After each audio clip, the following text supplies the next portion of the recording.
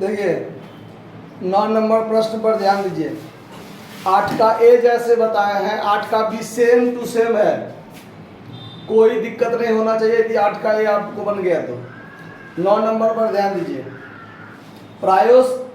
प्रायुज limited ने पूर्ण याचित 10 रुपया प्रत्येक के 2000 अंशों जिस पर उन्हें 14,000 रुपया प्राप्त हो गया था, उसका क्या कर लिया गया? हरण कर लिया गया।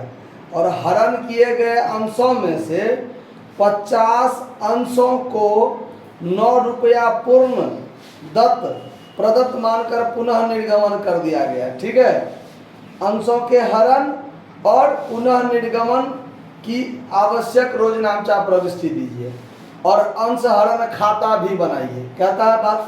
तो अब यहाँ ध्यान दीजिए, 2000 अंश पर हम 10 रुपया के दर से मांगे हैं। समता तो नहीं लगा हुआ है? नहीं।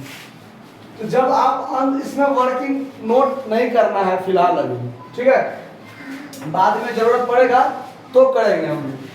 अभी देखिए, शेयर कैपिटल अकाउंट डीआर होगा। शेयर कैपिटल अकाउंट डीआर कितना रुपया होगा? तो जितना अंश जब्त किया और पर शेयर जितना मांगा। तो 2000 अंश है, 10 रुपया के दर से पर शेयर मांगे हैं, तो 20,000 रुपया तो हम मांगे होंगे कि नहीं मांगे होंगे, जिसमें से 14,000 रुपया आ गया और ठीक कर दीजिए, 14,000 रुपया आ गया और 6,000 नहीं आया, जिसके कारण जब्त कर लिया गया। तो 14,000 तो आ गया, तो जब्त तो 14,000 होगा, और जो नहीं आया 6,000 उसी के कारण में जब्त हुआ है। तो इस पर जो हम लोग क्रेडिट करते हैं, तो टू शेयर फाइनल कॉल मानकर चलते हैं। क्या मानकर चलते हैं? क्योंकि फाइनल अंतिम में 6,000 नहीं आया होगा, पहले तो आ गया होगा। पहले नहीं आया होगा तो बाद में कहां से आएगा? इसका मतलब लास्ट में नहीं आया होगा, उससे पहले 14,000 आ गया होगा। तो to share final call account कितना? 6,000 नहीं आया, जिसके कारण 14,000 क्या कर लिया गया? जब्त कर लिया गया, जो आ गया था। तो to share forfeiture account. समझ में आया बात?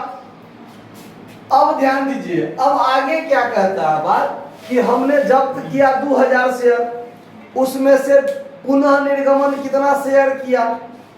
50 शेयर। तो 50 शेयर पर ना हमारा काम होगा। तो यहाँ वर्किंग नोट करके देख लेते हैं। चूंकि 2000 अंश जब्त करने में कितना फायदा हुआ हमको? 14,000 रुपया का लाभ हुआ है।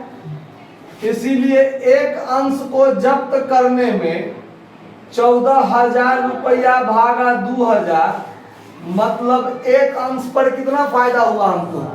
60 रुपया फायदा हुआ। तो 50 अंश को जब्त करने में हमारा फायदा कितना?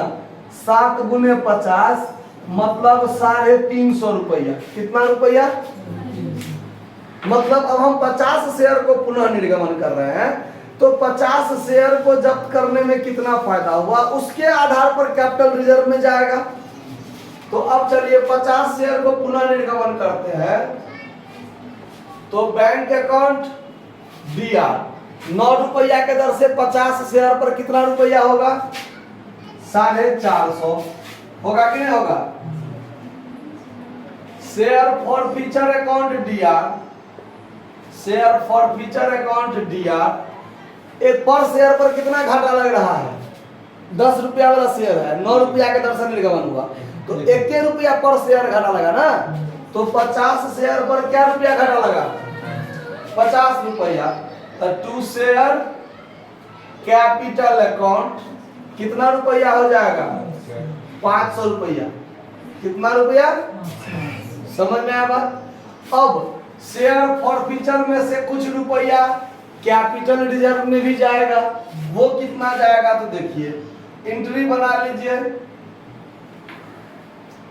Share forfeiture account DR to capital reserve account. कितना रुपया जाएगा? तो 50 शेयर को जब्त करने में कितना फायदा हुआ था? 350। 50 शेयर को री इशू करने में कितना घाटा हुआ? तो कैपिटल रिजर्व में कितना जाएगा? 300 रुपया मात्र जाएगा। तो यहाँ 300 रुपया लिखा गया। हो गया, बात खत्म। अब हम क्या करेंगे? तो अब होगा शेयर फॉरफीचर अकाउंट खोलना है। क्या खोलना है? तो यहीं पर खोल लेते हैं। शेयर फॉरफीचर अकाउंट जब हम खोलेंगे तो जर्नल से लेजर पोस्टिंग करने में तो आपको नहीं दिक्कत है। ये डेबिट, ये क्रेडिट। अब इसमें देखिए शेयर फॉरफीचर, यहाँ डेबिट हुआ, यहाँ पर क्रेडिट है, यहाँ भी डेबिट है। तो इस तीनों एंट्री में शेयर फॉरफीचर शब्द का जिक्र है।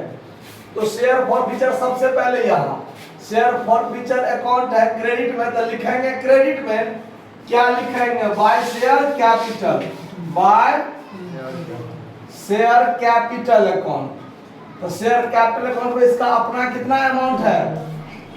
14,000। अब यहाँ देखिए शेयर फॉरफीचर है डेबिट में, तो लिखेंगे डेबिट में क्या लिखेंगे? To share capital, to share capital account. यहाँ लिख दीजिए री इशू के क्रम में कितना रुपया का? 50। अब यहाँ शेयर फॉरफीचर अकाउंट दिया है 2, कैपिटल रिजर्व हुआ, तो यहाँ पर 2 में क्या हो जाएगा? कैपिटल रिजर्व अकाउंट में कितना रुपया गया है? 300 रुपया गया है। बस बात खत्म। अब जब आप दोनों साइड का बैलेंसिंग फिगर निकालिएगा तो क्रेडिट साइड में 14,000, तो यहाँ भी लिखिएगा 14,000। 14,000 में से 350 घट गया तो 13,000 कितना बचेगा? ये हो जाएगा टू बैलेंस सीडी। यहाँ लिख दीजिएगा ट्रांसफर टू बैलेंस शीट। ये कहाँ ट्रांसफर हो जाएगा? बैलेंस शीट में ट्रांसफर हो जाएगा। बात खत्म हो गया आपका। इसमें समझने में कहीं कोई दिक्कत? नोट कर लिया जाए। धन्यवाद।